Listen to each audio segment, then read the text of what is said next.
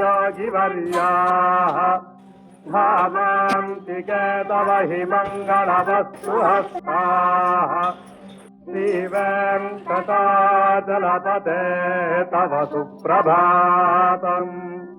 लक्ष्मीनिवासनिरवद्य गुणैकसिन्धो संसारसागरसमुत्तरणैकसेतो वेदान्तवेद्य निजवैभवभक्तभोग्य